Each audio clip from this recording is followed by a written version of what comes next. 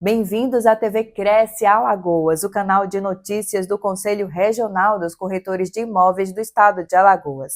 E na edição de hoje vamos acompanhar a capacitação de fiscais e a uniformização de procedimentos do sistema COFES-Cresce, realizados para assegurar o exercício profissional legal. A meta da fiscalização dos conselhos de regulamentação profissional é garantir à sociedade serviços prestados apenas por profissionais regularizados e qualificados. Para que a fiscalização atenda melhor às aspirações de todos, a uniformização de procedimentos é essencial, a fim de zelar pelos interesses da sociedade e assegurar o exercício profissional legal. Uniformização de procedimentos e capacitação dos fiscais foram debatidas de 11 a 14 de dezembro durante o 4º encontro de fiscalização do sistema COFES-Cresce no Hotel Ritz Lagoa da Anta, em Maceió. Compondo a mesa de abertura do evento, estiveram presentes João Teodoro, presidente do COFES, Sérgio Cabral, presidente do Cresce Alagoas, Vilmar Pinto, diretor do COFES, Diogo Gama, também diretor do COFES, Augusto Viana, vice-presidente do COFES e Antônio Carlos Lessa, presidente da ADEPOL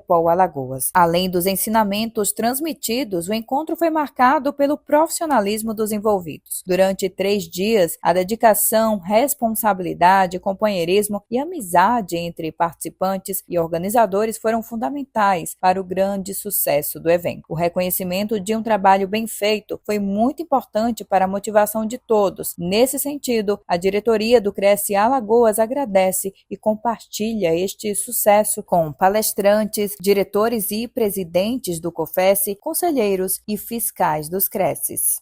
Boa tarde. Rapaz, falar sobre prevenção à lavagem de dinheiro após o almoço com 35 graus a pino é uma grande missão, não é? Mas vamos lá. Eu só quero rapidamente justificar essa inversão de pauta, porque a pedido aqui do júri e da organização, o tema que o júri vai falar para a fiscalização, não que o meu não seja importante e que eu também não queira o prestígio de todos os colegas, mas é que é uma temática e uma ação que adotamos muito interessante e a gente gostaria muito de mais quórum para que vocês tenham essa experiência também e possam utilizá-la. Então, só por esse motivo que a gente está fazendo essa inversão de pauta. Bom, meu nome é Milton Moreira, sou chefe de gabinete do Cresce São Paulo, já atuo no Cresce há 11 anos e para mim é uma alegria, uma satisfação muito grande estar presente nesse encontro. Estive o ano passado e fiquei muito satisfeito em saber, né, que esse encontro é nacional. Então, todo encontro nacional é sempre muito importante porque reúne experiências e pessoas. E aqui eu registro que eu ganhei o dia, porque hoje eu aprendi com o Júnior como exercer, dentro de todas as práticas e teorias, né, da mediação e conciliação, a comunicação não violenta.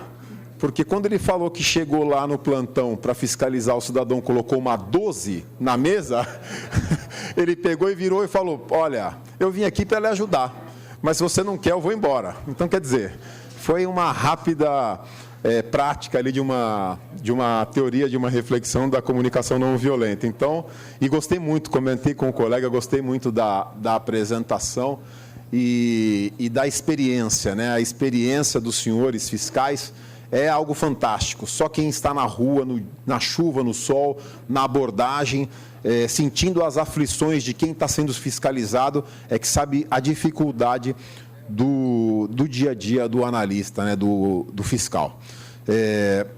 Até uma curiosidade eu ia perguntar, Júnior, quantos fiscais em todo o sistema? Temos uma estatística?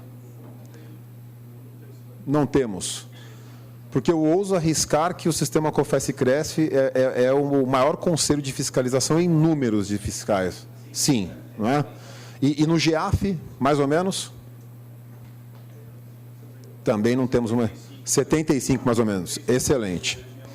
Maravilha. Então, um número muito grande. Pessoal, venho aqui falar sobre prevenção à lavagem de dinheiro e combate ao financiamento do terrorismo, um tema correlato à atividade imobiliária. Não sei se... Uma pergunta também. Todos estiveram aqui lá no CIPLAD, em Foz do Iguaçu? Quem não foi no CIPLAD? Levanta a mão. Excelente. E quem não foi no segundo CIPLAD, que foi em São Paulo, levanta a mão, por favor.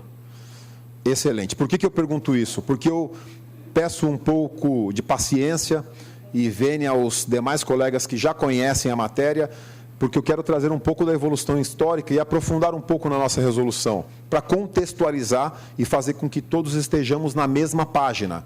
É importante que nós não tenhamos conhecimento apenas e tão somente do papel da resolução.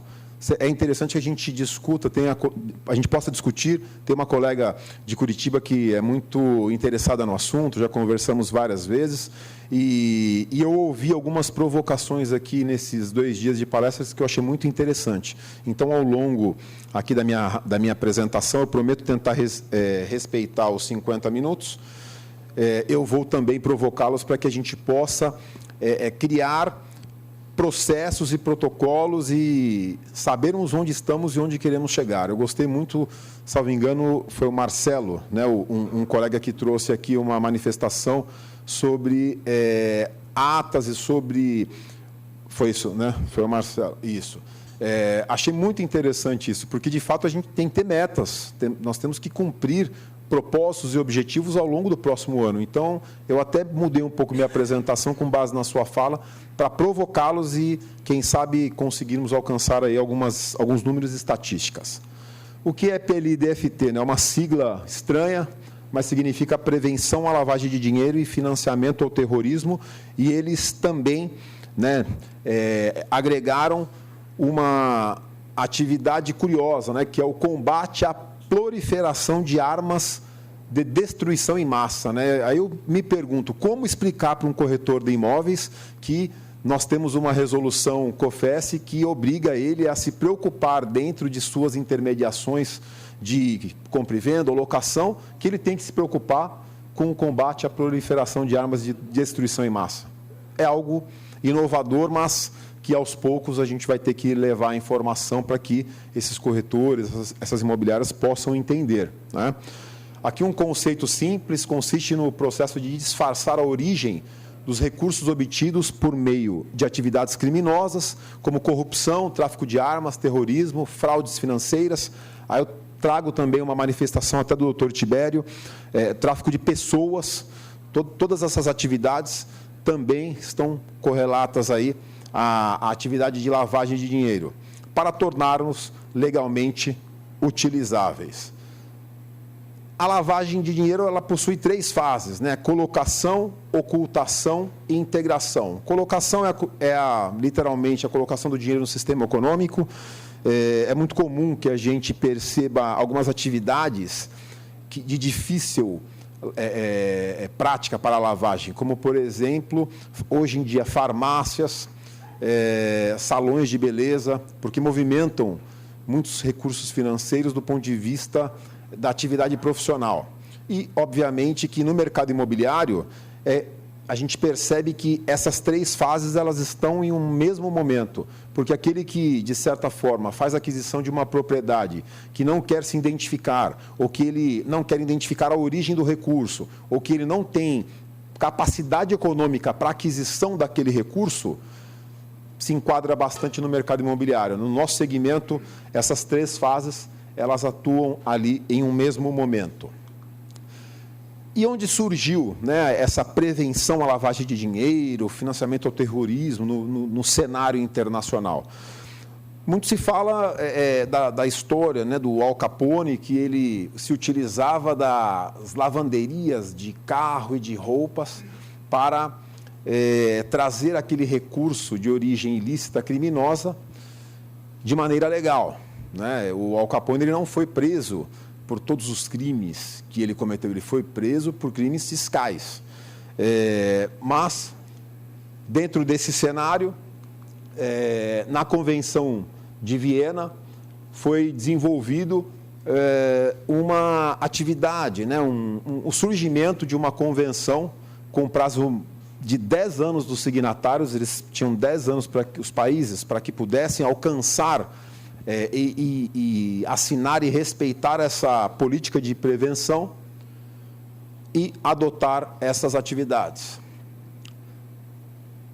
nesse momento foi criado o GAFI, Grupo de Ação Financeira. Assim como o GEAF, né, o GAFI, no mundo, é o grupo que atua e desenvolve e traz recomendações, orientações do ponto de vista mundial para que haja o combate e a prevenção à lavagem de dinheiro e ao financiamento ao terrorismo. Esse grupo é um grupo intergovernamental, né? Inicialmente ele tinha a cúpula do G7 como criadores e hoje ele desenvolve, né, padrões, procedimentos, atividades para que ano a ano, com base até nas avaliações que são desenvolvidas nos países, se possam adotar medidas de prevenção e combate à lavagem. Como eu disse, o GAFI, ele editou 40 recomendações. Nós, no nosso segmento, como organização não financeira, ele se obriga a respeitar pelo menos 8 recomendações objetivas dessas 40 recomendações. E essas recomendações, eles desenvolvem padrões, promovem a efetiva implementação de medidas legais para combater a lavagem e, principalmente, né, protegendo com isso a integridade do sistema financeiro. Organizações não financeiras, aí eu cito como exemplo o sistema COFES, atividades de promoção imobiliária, os contabilistas, os economistas, têm uma certa dificuldade em desenvolver a sua legislação de prevenção. Primeiro porque, na qualidade de conselhos de fiscalização profissional, executamos, né, com maestria a fiscalização da atividade do exercício profissional, mas é um grande desafio fazer com que o regulado, o corretor, a imobiliária, a construtora tenha conhecimento e se preocupe em não ser um instrumento. Eu queria fazer uma pergunta aqui, até me utilizando mais uma vez do Júnior. Ele perguntou como é que chama em cada estado aqui o picareta, né? Tem certos lugares que chama-se zangão, picareta, contraventor. Conversando com colegas corretores, eu já escutei algumas terminologias interessantes, né, quando se fala sobre prevenção. Miliciano, eu falei, colega, eu não sou X9 do meu cliente, eu não sou talarico, eu não vou contar nada para a Receita nem para esse tal de COAF, eu não sou delator. Tem algum outro sinônimo aí que vocês já ouviram? Cagueta. X9, ó, no Rio de Janeiro, X9. Algum outro regional? Eu já ouvi de um corretor e não denunciar o ilegal, ele dizer que não ia ser antiético.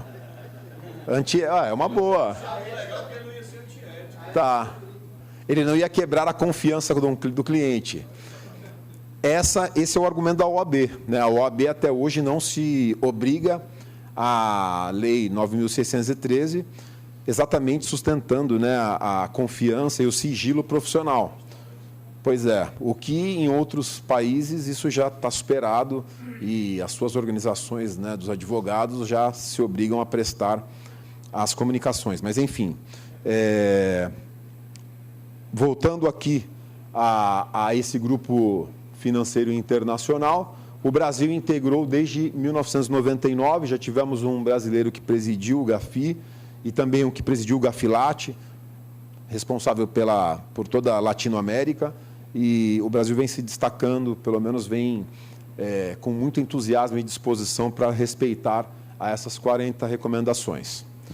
Então, passado esse cenário internacional, onde está positivado a prevenção e o combate à lavagem de dinheiro e o financiamento ao terrorismo? Ele está positivado na Lei 9.613, de 1998. Essa lei foi um marco, né, nesse momento, acompanhando as recomendações do GAFI e também o ingresso do Brasil.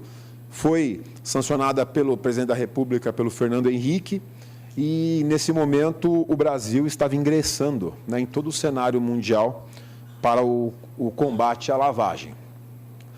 Um ponto interessante no momento da criação dessa lei foi a criação do COAF. O COAF todos conhecem ou já ouviram falar, porque foi muito debatido e muito discutido em um momento político, independente de posicionamento político, o COAF, Conselho de Controle de Atividades Financeiras, ele, em um dado momento que estava, né, sob a égide do Ministério da Fazenda, ele foi transferido para o Ministério da Justiça e transformado em uma UIF, Unidade de Inteligência Financeira, com muito mais poder de análise, com uma atividade muito mais intensa. Depois voltou novamente para o Ministério da Fazenda. Hoje, ele está no Ministério da Fazenda e na pasta do Banco Central. Então, é um órgão que possui aproximadamente 25 a 30 servidores, mas com uma tecnologia muito interessante, muito importante. Eu até recentemente pedi uma visita institucional para que todos os coordenadores da fiscalização pudessem fazer uma visita, conhecer e, principalmente, entender a forma de fiscalização na abordagem baseada no risco. Eles têm um sistema muito interessante, eu vou falar um pouco mais à frente, mas também já comunico que fizemos esse convite. Eu acredito que no início do ano que vem a gente tenha aí um deferimento e possa agendar para os colegas. Então, também dentro, né, da criação do COAF, ele tem uma autonomia administrativa. O COAF ele possui alguns regulados, ele instaura processos, ele aplica penas administrativas e, dentre essas penas, ele tem, obviamente, a atividade de receber, examinar todas essas comunicações. Então, toda vez que uma empresa que atua com bens de alto luxo, quadros, ou alguma empresa que faz alguma intermediação de bens de alto valor, faz uma comunicação, ele tem essa capacidade, por meio do seu sistema eletrônico, de fazer uma análise e, eventualmente, instaurar um processo sancionador, eles chamam de PAP, para levar esse processo a julgamento. Quem integra o COAF, né? O plenário do COAF? Banco Central, CVM, Ministério das Relações Exteriores, a SUSEP, a Receita Federal, Polícia Federal, a ABIN. Esses são os órgãos que integram diretamente o COAF. Onde nós estamos? Quem somos no sistema COFES-Cresce, nesse universo de prevenção e combate à lavagem de dinheiro? Nós somos uma atividade profissional não financeira designada, assim como o Conselho Federal de Contabilidade, o Conselho Federal de Economia, e por esse motivo, né, que nós nos obrigamos, fiscalizamos, regulamos todos aqueles que fazem promoção imobiliária. A Lei 9.613 teve uma alteração muito interessante para o nosso segmento, porque ela trouxe a pessoa jurídica. Anteriormente, era apenas o corretor de imóveis obrigado a prestar as informações. Então, com essa alteração, todo o nosso sistema, todos os regulados passaram também a se obrigar. Hoje, a pessoa física e jurídica presta uma obrigação, uma comunicação, seja ela obrigatória ou suspeita, eu vou falar mais adiante. Aqui, rapidamente, o conceito, né, que traz a lei sobre os crimes de lavagem, ocultação de bens, direitos e valores, ocultar ou disseminar a natureza, origem, localização, disposição e movimentação ou propriedade de bens, direitos ou valores provenientes, direto ou indiretamente, de infração penal. O interessante é que a lei trouxe ali a dosimetria da pena. Anterior à publicação da Lei 9.613, a condenação por um crime de lavagem de dinheiro era precedida sempre de algum outro crime, porque não existia a qualificação, a tipificação penal. Com essa lei, já é taxativo, reclusão de 3 a 10 anos e multa. Ele traz aqui no artigo 9 as obrigações, né? Quem são as pessoas obrigadas? Quem se submete a essa legislação e se obriga a prestar as informações, seja para o COAF ou para o seu respectivo órgão regulador. E nós, do sistema COFES-Cresce, estamos aqui. As pessoas físicas ou jurídicas que exercem atividades de promoção imobiliária ou compra e venda de imóveis. Ou seja, todo aquele que compra, vende, loca, seja inscrito ou não, ele se obriga, com base na 9.613, a prestar informações do ponto de vista de prevenção à lavagem. Ele traz também na própria lei, né, a obrigação, né, da identificação dos clientes e manutenção de registros. Isso é uma premissa básica, né, da premissa conheça seu cliente e, principalmente, do ponto de vista do corretor, ainda que com o WhatsApp, ainda que com ferramentas tecnológicas, é inadmissível que o corretor inicie uma intermediação sem, de fato, ter uma ficha do seu cliente, sem, de fato, conhecê-lo, sem, de fato, ter um nome, um RG, um CPF, um endereço. É inadmissível. Nós temos que, a cada vez, falar e intensificar essa informação, não só por força ético-disciplinar, mas também por força da legislação de prevenção à lavagem. Ele também captura as comunicações de operações financeiras. Eu vou deixar para falar no momento da nossa resolução, por força do tempo.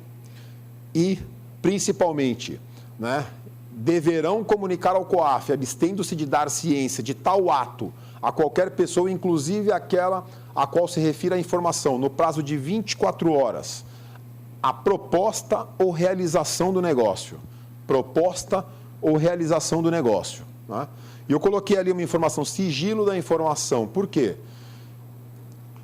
O corretor imobiliário, o regulado no sistema COFES-Cresce, que faz o ingresso lá no sistema Siscof para fazer essa comunicação ela está sob sigilo.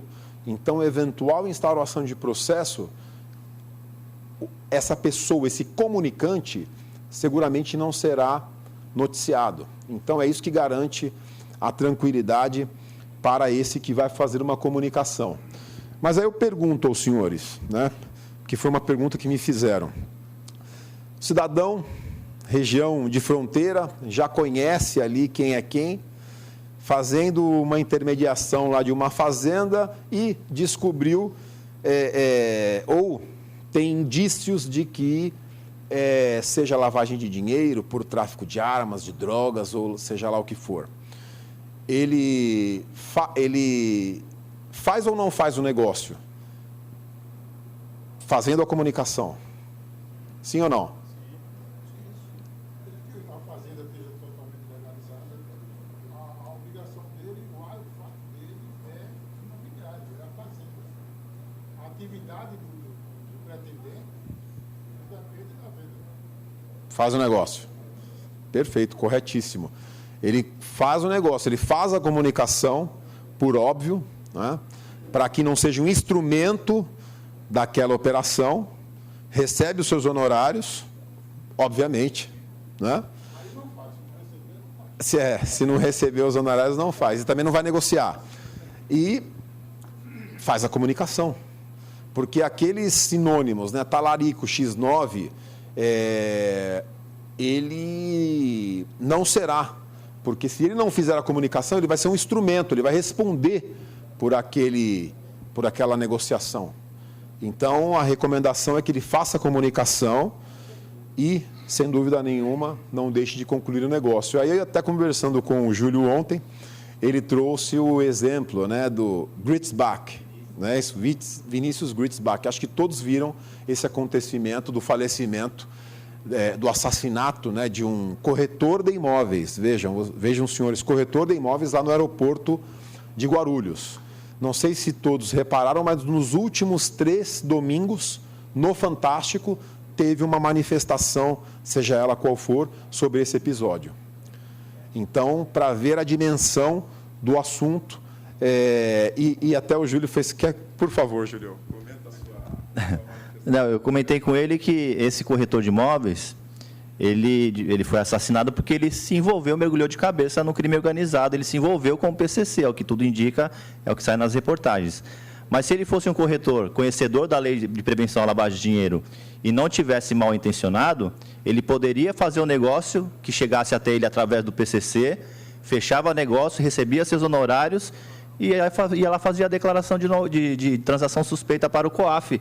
Ele poderia fazer quantos negócios que ele quisesse com o PCC e ainda assim ele não estaria cometendo nenhum tipo de irregularidade se ele fizesse a comunicação e ficaria isento, justamente.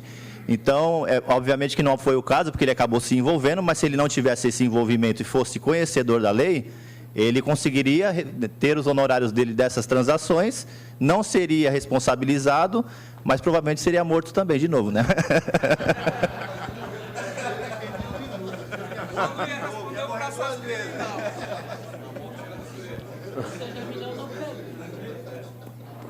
Pois é, uma situação intrigante e curiosa. A morte é certa nesse caso. Eu trouxe esse exemplo.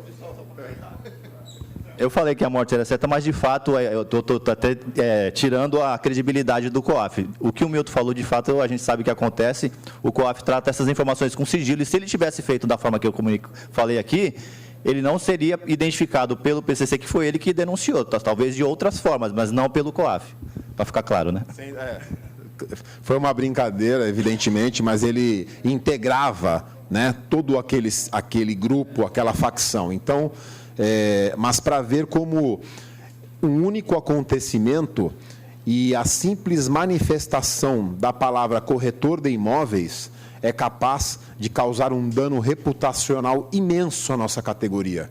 Porque eu tenho certeza que isso circulou, isso viralizou, e para a imagem do corretor de imóveis, para a imagem, né, dos senhores que estão representando ali o conselho, isso é muito ruim.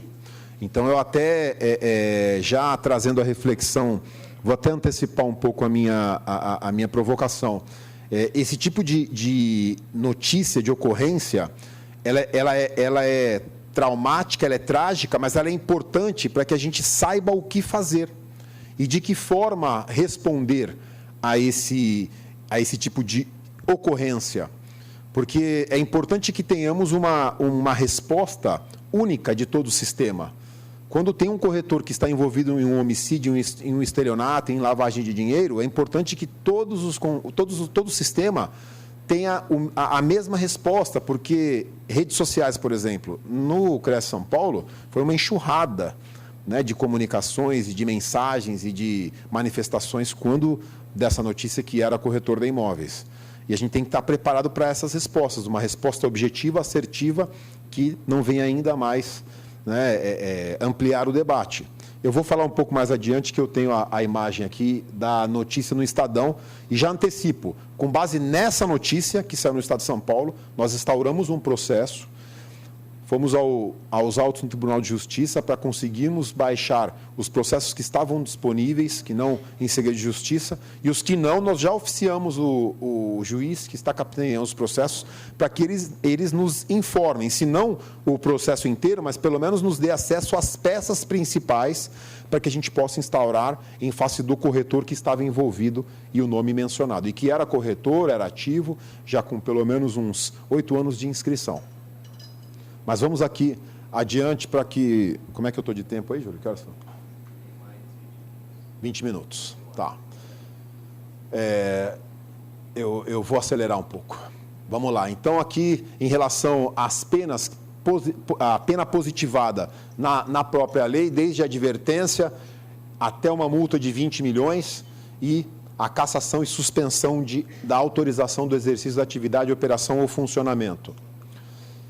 Agora, ingressando na nossa norma, na resolução COFEST, né, na resolução que nós seguimos, que nós levamos ali a conhecimento de todos os inscritos, todos os regulados. Hoje, a atual resolução 1336 de 2014, ela está já desde o começo do ano passando por uma alteração, estamos trocando ali algumas informações, o COAF está ajudando a uma nova redação, e em breve teremos uma nova resolução, já com abordagem baseada no risco, já com algumas alterações, eu vou falar um pouco mais adiante. Essa resolução, ela é clara e objetiva aqui no artigo 1º, de que o objetivo é prevenir, combater os crimes de financiamento ao terrorismo, lavagem e ocultação de bens, de todos aqueles que promovem intermediação imobiliária, na compra e venda, seja pessoa física ou jurídica. No entanto, tem um detalhe interessante, que lá na lei ele fala de todas as pessoas obrigadas que promovem promoção imobiliária, ou seja, promoção imobiliária pode ser não somente aquele que faz intermediação, pode ser a construtora, aquela que vende o seu próprio imóvel, o seu próprio capital, pode ser qualquer outra empresa que desenvolve atividade ou que não seja inscrita no conselho. Um fato, né, que ainda segue subjúdice, mas que, enfim, veio a discutir a legitimidade do sistema COFES-Cresce, obrigar uma construtora que não seja inscrita no conselho a prestar informações ao sistema COFES, foi uma ação distribuída, né, pela CEBIC, Câmara Brasileira da Indústria e Construção, do Secov, São Paulo também, contra o Conselho Federal. Em resumo, eles queriam declarar que a inconstitucionalidade dessa resolução COFES do ponto de vista de exigir que um não inscrito prestasse informações do ponto de vista de prevenção e combate à lavagem de dinheiro ao sistema COFES-Cresce. O juiz de primeira instância entendeu que não há um órgão regulador de uma construtora. Portanto, até com base num parecer do próprio COAF, quem deve sim fiscalizar qualquer atividade que desenvolva a promoção imobiliária é o sistema COFES-Cresce, sendo inscrito ou não. É uma atividade não muito fácil, porque, puxa vida, como sem o cadastro, sem ali o processo inscricionário para sabermos quem se obriga ou não de como vamos fiscalizar, é um outro grande desafio, né? Nós temos aí alguns convênios, seja com junta comercial, seja com a própria Receita Federal do Brasil, com o objetivo, estamos buscando com a Receita de conhecermos, com base nos quinais. Existem alguns sistemas que facilmente você consegue listar, mas, sem dúvida alguma, para maior segurança jurídica, é importante que tenhamos um convênio oficial e tenhamos e possamos saber todos os quinais que desenvolvem aí promoção imobiliária para que possamos fiscalizar. O número hoje é grande daqueles que principalmente prestam a comunicação de não ocorrência, de não inscritos, porque ele pode simplesmente ir no site e fazer o preenchimento. Eu vou chegar um pouco mais adiante. Mas a ação ainda continua em trâmite. Hoje sim, o sistema COFES-Cresce, ele é o órgão regulador responsável por essa fiscalização, está no tribunal, ainda não transitou em julgado e também ainda não teve o julgamento perante os desembargadores. Então, só continuando aqui, ainda na nossa resolução, o artigo 2º, ele fala, né, do cadastro no sistema COFES-Cresce, exatamente nesse ponto dos sujeitos obrigados. Aí se pergunta, puxa, mas não parece óbvio que um corretor, uma imobiliária, tenha lá o seu nome, CPF, seu endereço completo e, por óbvio, a pessoa jurídica, né, o instrumento social, CNPJ, já no processo inscricionário? Para que vai colocar um artigo desse? Exatamente porque nós fiscalizamos aqueles que não são inscritos e que promovem operações imobiliárias. Então, por isso que a norma trouxe aí a obrigação de se manter um cadastro atualizado de todo esse segmento. Ele fala também da política de prevenção, né? Seja pessoa física e jurídica, ela tem que ter esse conhecimento. É claro que um corretor de imóveis, que é uma empresa familiar que atua no interior, né, de um estado, não é tão simples para esse corretor, esse tipo de atividade, ele entender que ele tem que desenvolver na imobiliária dele uma política de prevenção à lavagem de dinheiro e financiamento ao terrorismo. Mas políticas simples, práticas, que é a premissa conheça seu cliente, que é ter pelo menos ali as informações do ponto de vista da captação do cliente, da captação do imóvel, a autorização para a intermediação, está lá no Código de Ética, né? Essa obrigação. Então, essas políticas que já existem dentro do seu cotidiano, ela representa, sim, uma política de prevenção. E, obviamente, uma empresa maior, uma empresa que tem uma estrutura parruda, e uma SA, enfim, aí sim ela tem que desenvolver ali algumas atividades, né, de treinamento de seu pessoal, identificação do beneficiário final das operações, identificação das operações e propostas, verificação periódica das políticas adotadas, dos manuais. É importante que essas grandes empresas tenham isso. Em São Paulo, a gente vem notando que algumas empresas já preocupadas com a sua reputação, principalmente, já estão dialogando, já estão preocupadas, estão presentes, fazem o nosso curso EAD, recomendam ou até determinam que os seus corretores, os seus associados façam esse curso. Então, é importante que, sempre que possível, a gente fomente, né, para essas empresas, para essas pessoas físicas, essa conscientização. Aqui, quando já, né, da atividade da promoção imobiliária, do ponto de vista de identificação do cliente, manutenção de cadastro, qualquer intermediação acima de R$100 mil, então eu, corretor, pessoa física, eu, imobiliária, fiz uma intermediação acima de R$100 mil, está aqui a premissa com esse seu cliente. A qualificação da pessoa física e jurídica, e principalmente a mantença desse cadastro, né? Pelo menos por 5 anos, é importante que ele mantenha essa ficha cadastral, é importante que ele mantenha essa informação arquivada, seja de forma digital, seja num processo físico. Isso é obrigatório, isso para preservá-lo de uma eventual fiscalização ou pedido de informações. Eu acho que alguns lembram aqui até uma fiscalização que fizemos com o GEAF, fizemos em 9 ou 10 estados, né, ao mesmo tempo, no mesmo dia, no mesmo horário, visitando empresas, corretores de imóveis que estavam relacionados a uma atividade de lavagem de dinheiro no estado de São Paulo.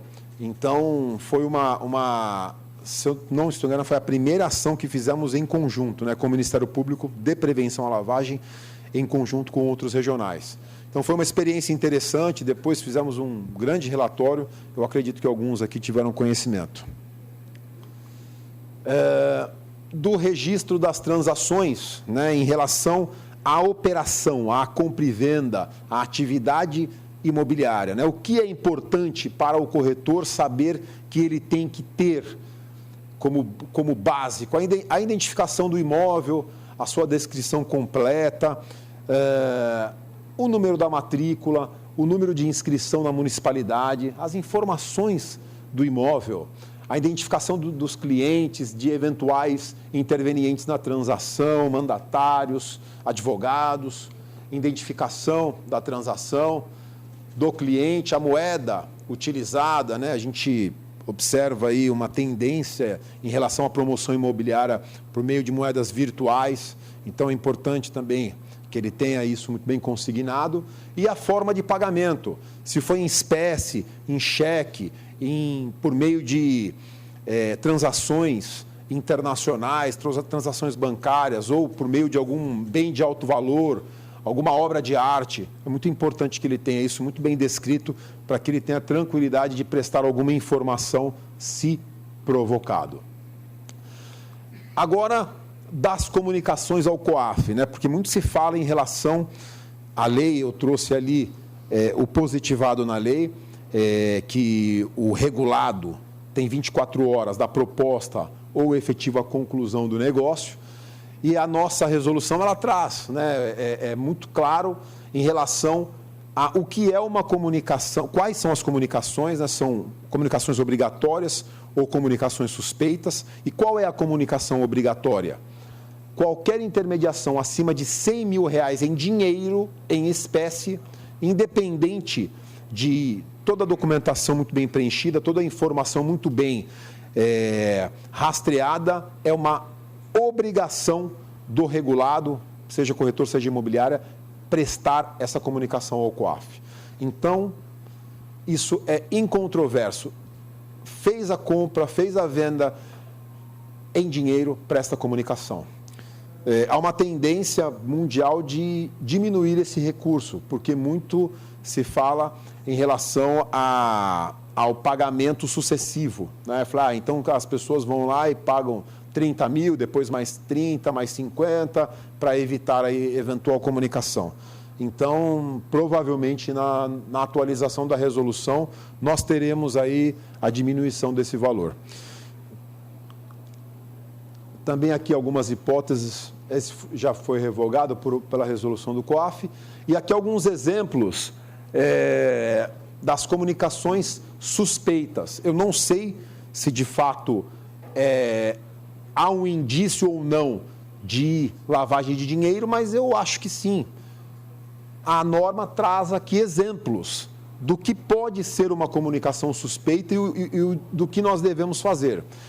Aqui, valores inferiores ao limite de R$100 mil por sua habitualidade e forma. Foi o que eu mencionei, né? A pessoa dá 20, dá 30, dá 40 até chegar a 100 ou superar esse valor. Aparente ou diminuição injustificada do valor do imóvel, né? Às vezes o cidadão precisa fazer ali já tem a propriedade, quer vender por um valor menor e depois comprá-lo por um valor maior. É uma forma dele conseguir trazer aqui a regularidade desse dinheiro sujo, cujo valor do contrato se mostre divergente da base de cálculo do ITBI recolhido. Esse é um problema fiscal, né? Todos sabemos que não é comum alguns compradores não quererem passar pelo valor, de fato, a escritura principalmente, que estão fazendo ali a aquisição, mas, enfim, o problema tributário fiscal aqui é o problema de lavagem de dinheiro. Então, se houver essa afirmação, é importante que o corretor tenha em mente que ele precisa comunicar. Incompatíveis com o patrimônio e atividade profissional do interessado. Não faz sentido uma pessoa que não demonstra capacidade econômica, uma pessoa que visivelmente ali no seu escritório queira comprar uma cobertura. E vice-versa, um abastado chegou num carro importado, queira comprar ali imóveis em locais estranhos ou que não correspondem ali à sua posição financeira. Na dúvida, é importante essa comunicação. Quando os agentes atuem no sentido de induzir a não manutenção dos registros na transação. Ele não quer se identificar, ele não quer trazer ali a informação da origem do seu recurso, ele não quer se qualificar. Então, também aqui um exemplo de comunicação suspeita. Resistência na prestação das informações, pagamento ou recebimento realizado por terceiros. Aqui é um caso interessante, que é o beneficiário final, né? Vem se falando muito na necessidade da identificação do beneficiário final, de quem é de fato o beneficiário daquela intermediação. E o inverso também, aquele que está fazendo uma aquisição, mas está colocando em nome de um terceiro, totalmente não identificado. Também aqui um indício e uma necessidade de comunicação. Pagamento realizado com recursos de origens diversas, um pagamento vindo de um paraíso fiscal ou com alguma atividade estranha, também importante a comunicação. Então, temos aqui três formas de comunicação, mas quando da operação, duas. A comunicação obrigatória, todo aquele que faz uma promoção, uma intermediação acima de R$100 mil em dinheiro e em espécie, e as suspeitas, que são esses exemplos. Isso não significa que os corretores não possam ter ali algum indício, ainda que não relacionado aqui nos incisos da resolução, que ele não deva comunicar, não deva prestar essa informação ao COAF, porque não se caracterizando como um X9, como um talarico, como um denunciante, ele não pode ser um instrumento para que alguém possa lavar dinheiro. Se ele fizer parte da organização é uma coisa, mas se ele não tiver conhecimento, não tiver ciência, ele não pode ser um instrumento. E uma informação interessante, é comum aquele interessado em lavar dinheiro procurar empresas pequenas, empresas familiares, corretores de imóveis, pessoas físicas. Por quê? Porque eles, de certa forma, não estão preparados, desconhecem, não possuem a consciência que eles estão sendo ali um instrumento e, obviamente, o corretor, na ânsia de receber os seus honorários de corretagem, ele quer fazer um bom negócio, especialmente quando o pagamento é à vista. Então, há uma tendência de que, ao invés de procurarem grandes empresas já muito bem preparadas, a procura seja de profissionais, pessoas físicas e empresas familiares.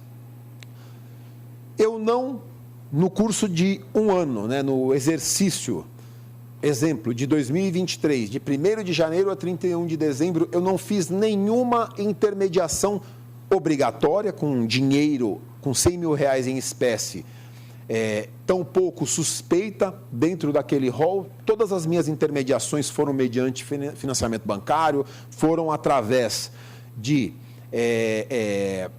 transações eletrônicas, TED, DOC, PIX, seja lá o que for, todas totalmente dentro do padrão das premissas conheça seu cliente. O que eu devo fazer? Eu devo prestar até 31 de janeiro do exercício seguinte a comunicação de não ocorrência. Tenho 10 minutos, vou acelerar, prometo. Então, e essa comunicação é importante, por quê? Porque ela é uma obrigação objetiva. Ele não pode, tudo bem, eu não fiz, mas não prestei, está tudo certo. Não, ele tem que prestar, sob pena de processo disciplinar. Então, não fez nenhuma comunicação no exercício, no ano seguinte, de 1º de janeiro a 31 de janeiro, ele se obriga a prestar essa comunicação de não ocorrência. Como faço essa comunicação? Mando um e-mail lá para a fiscalização, mando algum WhatsApp para o Júlio? Não. Lá no site do COFES é muito simples, muito rápido, muito didático, em menos de 2 minutos. Qualquer corretor, qualquer pessoa física pessoa jurídica pode prestar ali, comunicação de não ocorrência, faça aqui sua comunicação, ele vai preencher os dados, ao final dessas informações, ele tem ali a sua comunicação, a sua certidão, que depois ele pode até resgatar, né? Nós temos aqui uma estatística de mais ou menos 221.400 comunicações do sistema COFES-Cresce em 2024. E num universo de aproximados 580 mil inscritos, é isso? Estamos aí entre 600 mil, é um número pequeno ainda. Então eu queria desafiar os senhores e lançar até uma provocação também aqui, já trazendo a fala do Marcelo, para que no próximo ano a gente consiga chegar aí a pelo menos 400 mil comunicações de não ocorrência. Porque o número de pessoas que prestam a comunicação, seja obrigatória ou suspeita, não é grande. Nós temos estatística, mas pelo menos, no mínimo, 400 mil comunicações de não ocorrência. E de que forma nós podemos alcançar? Mídias sociais, informando e reiterando essa obrigação do corretor, da imobiliária, de prestar essa comunicação. Então, o que eu posso combinar com vocês? Do nosso material de publicidade, para quem não tiver, eu sei que alguns regionais possuem nas suas mídias sociais, ali aquele save the date, aquelas informações, começou a comunicação de não ocorrência, faltam 15 dias, faltam 10 dias, último dia. Quem não tiver esse material, nós podemos fornecer aí por meio do Júlio para que possa fomentar e estimular aí o cumprimento da sua obrigação. E eu vou dizer por que nós precisamos fomentar essa obrigação objetiva. Porque a qualquer tempo, né, o regulado, pessoa física ou jurídica, ele deve atender às requisições de informações do sistema COFES-Cresce. Não só por força, né, do Código de Ética e das resoluções, mas também por força aqui da resolução 1336 de 14. Então, o CRES São Paulo, hoje, já vem desenvolvendo essa fiscalização. Eu tenho alguns números e algumas estatísticas. E a resolução também traz ali a forma, né, de aplicação da dosimetria da pena e a previsão. Então, quer dizer, nos processos disciplinares que nós instauramos em face dos regulados, por força de descumprimento de prevenção à lavagem, nós podemos cumular com a previsão da dosimetria do decreto e também da 9.613, ou seja, dependendo do caso, segundo a própria lei, a multa pode chegar até 20 milhões. Né? Obviamente é um número extremamente expressivo para um corretor pessoa física, sim, sem dúvida, mas para algumas grandes empresas, não. Então nós temos essa possibilidade. E chegando agora na fase operacional, né? Então, tudo bem, eu já entendi, eu tenho que conhecer o meu cliente, eu tenho que ter todas as premissas, né, das informações básicas de uma intermediação. Aí depois, na hora de eu concluir o negócio, de fato eu fiz um negócio que ele pagou lá R$500 mil num apartamento, em dinheiro, ele veio com uma mala. Eu quero comunicar então. De que forma eu faço essa comunicação? Onde eu faço? Através de um sistema SysCoaf. Esse sistema SysCoaf, ele está na primeira página do COAF, né, coaf.gov.br, e é um sistema muito simples, muito didático. Hoje é possível fazer a habilitação no sistema e o acesso pelo GovBR. Eu acredito que grande parte dos regionais utilizam o GovBR ou fomentam a utilização do GovBR para os seus regulados, que é uma forma ali de dar credibilidade, lisura. Nem todo inscrito possui um certificado digital. Alguns pelo custo, alguns até por desinformação. Então, o e-notariado vem ajudando, principalmente aqueles, né, que atuam aí em compra e venda, mas o GovBR é uma forma não onerosa, gratuita, de fazer essa assinatura. Então, fez ali a habilitação e acessou por meio do seu GovBR, é uma tela muito intuitiva para fazer essa comunicação, você já munido dos dados, já ali com nome, características da transação, da intermediação. É uma forma muito didática. Eu tentei aumentar um pouco aqui, mas mesmo assim acho que está um pouco pequeno. Eu sou míope e não estou enxergando nada, imagina vocês aí de trás. Então aqui, ó, registrar comunicação. Clicou em registrar comunicação, ele vai para uma tela também muito intuitiva. Aqui são as informações da intermediação. Então, o nome do comprador, nome do vendedor, o valor, o estado, o tipo, né, escolhido, se é compra, venda, locação. E aqui embaixo, os exemplos que estão positivados na nossa resolução. Ou seja, ele precisa apenas e tão somente colocar aqui, ó, ticar, para dizer, essa intermediação ele pagou com recursos originários de um outro país. Essa intermediação ele fez com base no pagamento em espécie. E aqui embaixo também tem um campo de observações. Ali é importante que ele descreva, que ele conte a história, porque a história precisa ser contada. Os detalhes fazem a diferença aqui para esse tipo de análise. Por fim, do ponto de vista aqui do sistema, existe um manual, nós estamos fazendo um pequeno vídeo também, bem didático, e a gente vai dividir com vocês, porque a gente percebe que nas redes sociais e nesses shots, nesses vídeos de no máximo 30, 40 segundos, a gente vem tendo uma resposta muito interessante. Então, o vídeo de acesso e da forma de se realizar a comunicação vai ser também encaminhado. Então, tenho já 2 lições de casas para apresentar para vocês. E aqui, saindo um pouco dessa parte que alguns, eu até peço desculpas por ter sido repetitivo, mas queria deixar todos na mesma página, eu queria trazer aqui algumas atualidades, algumas atividades que nós desenvolvemos em 24 e vamos continuar desenvolvendo em 2025, e aí eu conto com cada um dos senhores. Essa é uma campanha que se chama Enxergue os Sinais. O Sistema COFES Cresce, ele firmou uma cooperação com a ABA, uma associação americana de advogados, American Bar Association, que vem trazendo muito resultado positivo do ponto de vista institucional, do ponto de vista de credibilidade da instituição. Outros órgãos também integram a Abracan, a OAB, essa campanha, e eles distribuíram material publicitário para relações públicas, para mídias sociais, que o CRES São Paulo já vem desenvolvendo, o COFES também disponibilizou em suas mídias, e eu acho muito interessante contar com cada regional também pode fazer essa publicação, porque essa cooperação está abarcada em todo o sistema, para que as pessoas tenham conhecimento. Como é uma organização, né, não governamental, e eles contrataram uma empresa de publicidade, de 14 de julho a 30 de dezembro, o alcance com base, né, nas ferramentas de tecnologia foi de 7.660.000 usuários em relação a essa campanha. Então, quer dizer, é o Sistema COFES que está ali divulgando, está ali acompanhando e levando conscientização não só aos regulados, mas também à sociedade. E aqui é rapidamente aquele caso do Vinícius Gritzbach, que foi assassinado. Essa foi uma página inteira no estado de São Paulo. E o que mais nos chama a atenção, né, aqui, ó, MPE apresenta denúncia detalhada de lavagem de dinheiro no PCC, do PCC no litoral.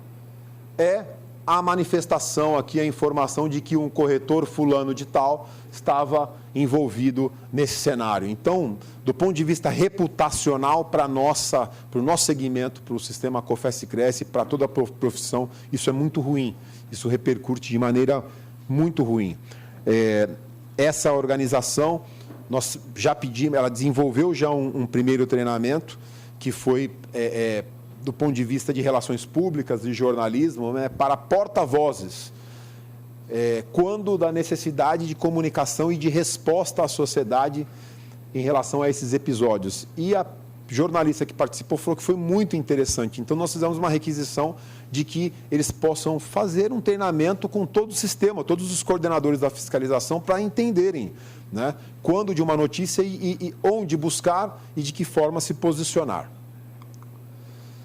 O nosso curso EAD, nós temos aqui desde 2018 a 2024 um curso disponível a todo corretor de imóveis. Todo corretor de imóveis do Brasil entra lá na plataforma. Até hoje foram 258 cursos, 16.340 inscritos e só 7.559 certificados emitidos. Então, também lanço aqui a provocação dos senhores de fomentar e estimular a realização desse curso.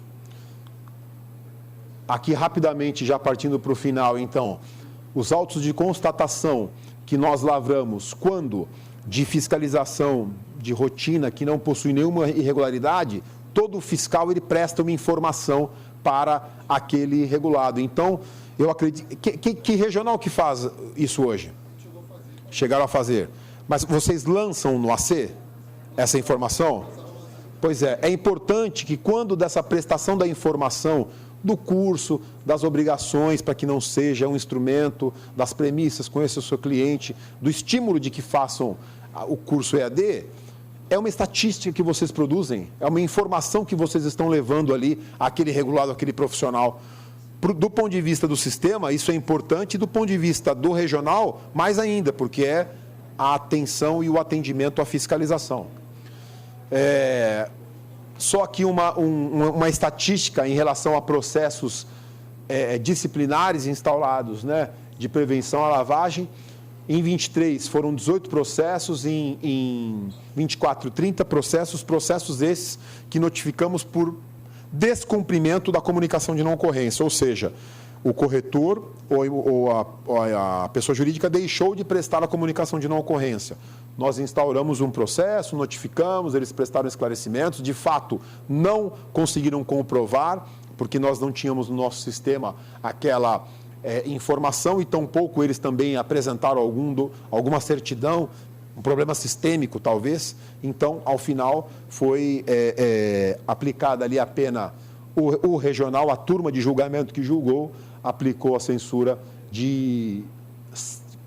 acumulada com multa de 1 anuidade.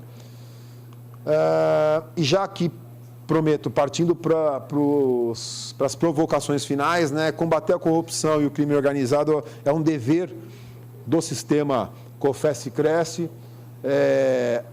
Aperfeiçoar a nossa matriz de risco do mercado imobiliário é de fundamental importância. Nós temos o desenvolvimento de uma matriz, eu gostei também do que o Júlio falou em relação à abordagem baseada no risco.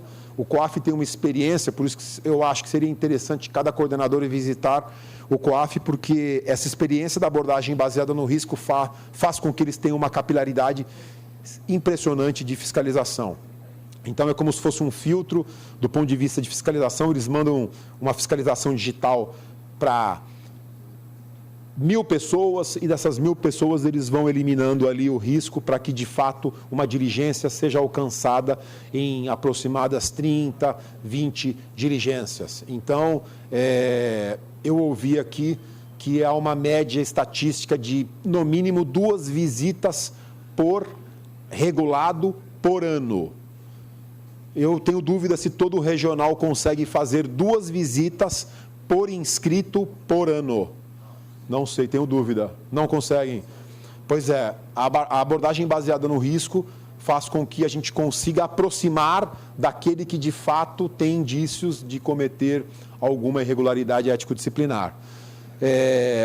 Elevar o sistema COFES-CRES na qualidade de órgão regulador, foi o que eu mais falei aqui, é um orgulho, é um prazer para nós, e eu fiquei muito feliz em ouvir aqui os depoimentos dos colegas e as perguntas, o interesse, eu acho isso fantástico. Eu sou um admirador daquele que faz o seu trabalho com dedicação, com amor, e eu vi aqui muitos interessados e muita experiência, né?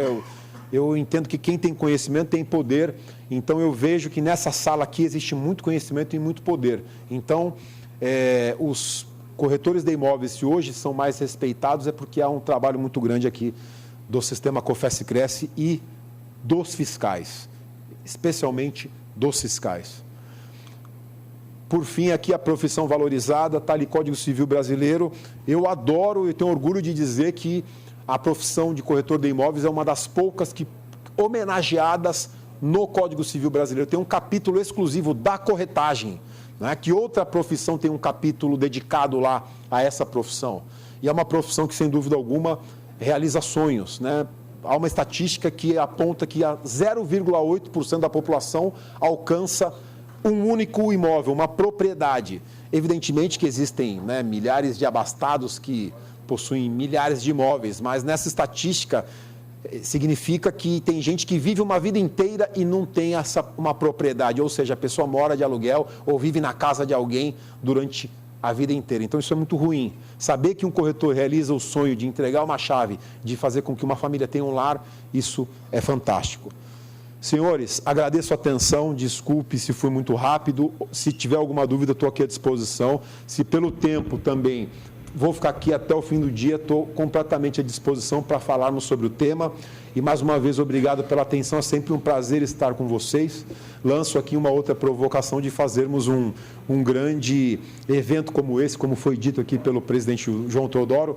Agradeço também, aproveito para agradecer rapidamente a todo o CRES Alagoas, na pessoa da nossa cerimonialista Bruna e do presidente também Sérgio Cabral, do presidente João Teodoro e do meu presidente José Augusto Viana. Obrigado pela atenção. Doutor Milton, obrigada pelas considerações. Por conta do tempo, liberaremos 2 perguntas. Eita, aqui e lá. Fica à vontade. Pode começar? Eu queria inverter a pergunta em relação a uma situação. Por acaso, São Paulo, o CRES São Paulo, já recebeu alguma manifestação do COAF para que representasse contra algum corretor a respeito da lavagem de dinheiro? Sensacional a sua pergunta. Você me lembrou de um assunto que aqui na fala eu acabei deixando de abordar. Do COAF, ainda não, mas da Polícia Federal, do Ministério Público Estadual, sim. E quando recebemos esse ofício, nós imediatamente instauramos o processo, aquele ofício de comunicação de instauração e aqueles ofícios de manutenção da informação ao órgão denunciante. Né? Para quê? Para estimular esse contato. Nós temos uma dificuldade... Nós somos APNFDs, né? Atividades não financeiras designadas, ou seja, com todo respeito à nossa categoria, nós somos os primos pobres do COAF. Há uma luta grande para que possamos integrar o plenário do COAF. É todo um trabalho realizado, quem esteve lá no CIPLAD em Foz do Iguaçu viu a dimensão do evento, para que não sejamos integrantes e não tenhamos voz naquele plenário. Então, há uma dúvida, uma atividade política cotidiana para que a gente possa, mas isso decorre de lei, não é tão simples. Mas para o sistema COFES nada é impossível, né? Se a gente conseguiu revogar um decreto em menos de 24 horas, o que é colocar ali uma informação para que possamos integrar ao plenário? Eu estou falando isso porque nós recebemos 2 denúncias da Polícia Federal também, na região de Angra dos Reis, lá. Uma foi uma compra de uma ilha e de uma mansão lá, e foi detectado que foi lavagem de dinheiro por parte de um corretor lá na região mesmo, né, de Angra. Foram 2 corretores, na verdade, envolvidos e tiveram cancelamento em turma de representação, e já está tramitando o COFES isso. Maravilha, informação, Limão. Uma informação preciosa. Por quê? Porque essa estatística, ela é ouro em pó. É essa resposta que nós temos que oferecer à sociedade, que nós instauramos, que nós apuramos, averiguamos e, ao final, nós apenamos aquele que praticou ali a lavagem ou que foi partícipe ou que fomentou. Então, essa informação da estatística, né, até me ocorreu talvez agora, aí quem vai capitanear isso é o Júlio, de vocês manterem um diálogo, de atualizarem um Google Forms ou alguma plataforma tecnológica de que quem tiver curiosidade, poxa, mas deixa eu ver o que São Paulo fez. Como é que o Rio autua esse processo? Espera aí, eu vou falar com o Limão. Eu acho que a gente tem que falar mais, né? O diálogo tem que estar sempre, quem tem conhecimento tem poder. Então, a perfeição não é um ato isolado, é um hábito. A gente tem que falar sempre. Por isso que eu também peço desculpas para quem já ouviu muito do que falei hoje. Eu quis repetir para que todos estivessem na mesma página. Acho que tem um colega. Não, acho que Tibério se inscreveu antes, não? Ô Milton, é só uma questão. Essa comunicação, ela não vai ao encontro da quebra do sigilo profissional? Essa comunicação ela é preservada por sigilo, né? Então, existe uma lei que obriga todos os regulados, todas as pessoas que desenvolvem atividade de promoção imobiliária. E a nossa resolução também assim determina que o seu regulado, o corretor, a imobiliária, a construtora, a incorporadora preste essa informação. Então, esse é um argumento muito utilizado pela OAB, né? Mas já está superado, né? Do ponto de vista de prevenção do combate à lavagem de dinheiro e financiamento ao terrorismo, a legislação já é muito clara. Porque a gente vê também o seguinte, viu, Milton? Os próprios cartórios, eles, me corrija se eu estiver enganado, eles já prestam informações e são obrigados a prestar informações à Receita Federal de todos os negócios imobiliários. E, de uns tempos para cá, eles são obrigados a constar na escritura toda a forma de pagamento, da origem, da conta, de PIX, transferência. E isso daí, essa comunicação, ela já vai se juntar a essa comunicação também que é feita pelos profissionais? Uma excelente pergunta. De fato, os cartórios, né, eles são regulados pelo CNJ. Existe uma resolução também que estabelece a obrigação dos cartórios em fazer as comunicações.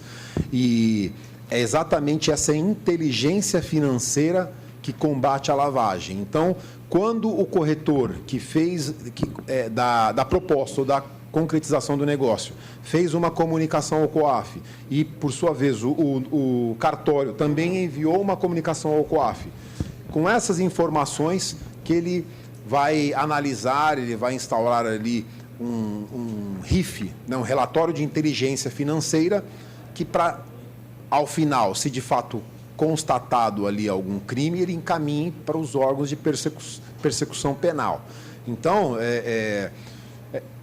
se o cartório presta a comunicação, para que o corretor deve prestar? É exatamente por esse motivo, para que haja uma inteligência financeira. Perdão. Partiremos para a última pergunta. Boa tarde, Sávio Martins, conselheiro aqui de Alagoas. Sejam todos bem-vindos. Esse tema é muito interessante, importante, mas eu acho que essa declaração anual, e eu estava conversando com alguns colegas corretores, eu sou corretor e advogado, com muita honra corretor também. Essa obrigação, criou-se uma obrigação que na prática não funciona. Muitos corretores não sabem nem dessa declaração. E o que a gente vê é a pergunta do nosso conselheiro aqui, que faz parte da fiscalização aqui de Alagoas. Criou-se a obrigação, mas, na verdade, a gente tem aqui colocar na mente dos corretores mudança de mentalidade. Por quê? No fundo, é só uma obrigação de, uma vez por ano, prestar aquela declaração. Quantas denúncias ou quantas informações os corretores do Brasil enviaram? Você tem esse dado? É isso que eu queria saber. Se realmente aconteceu, porque eu sou advogado e corretor. Eu só não entendi a última pergunta do senhor. Veja só. Quantos corretores fizeram informação de operações suspeitas no Brasil? Perfeito. Nós temos... Só para concluir. Então, assim, de repente criou-se uma obrigação que ela na prática não funciona. Obrigado, parabéns.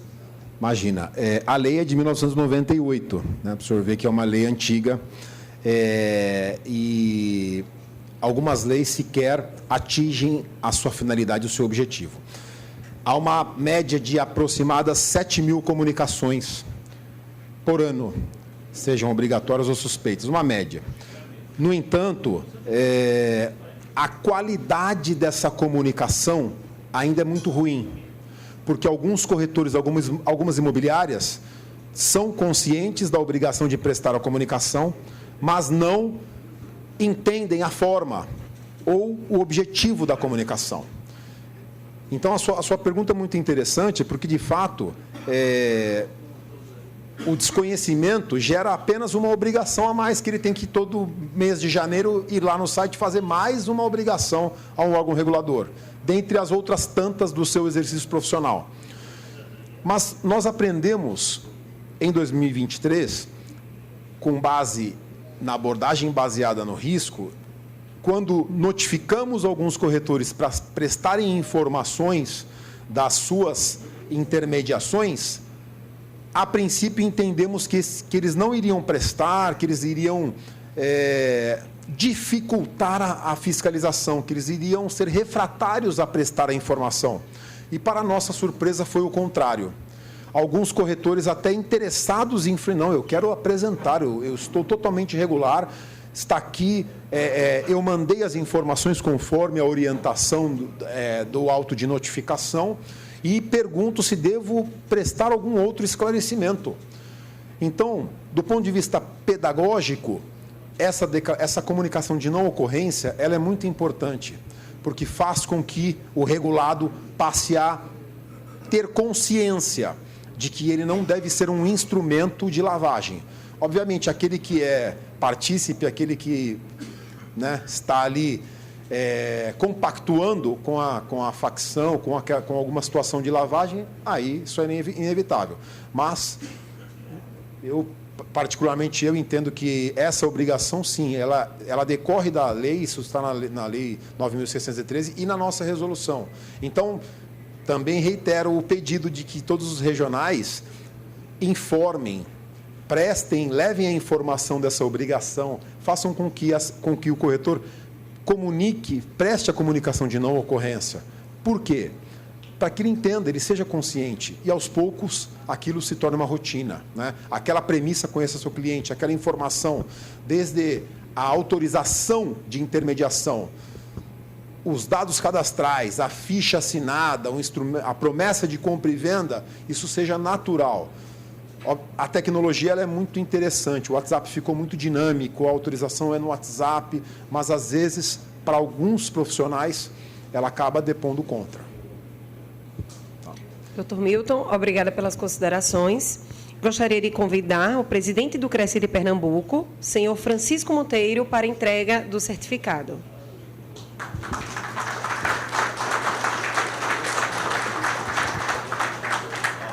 Mais uma inversão de Júnior já autorizou. Tá ciente? Ele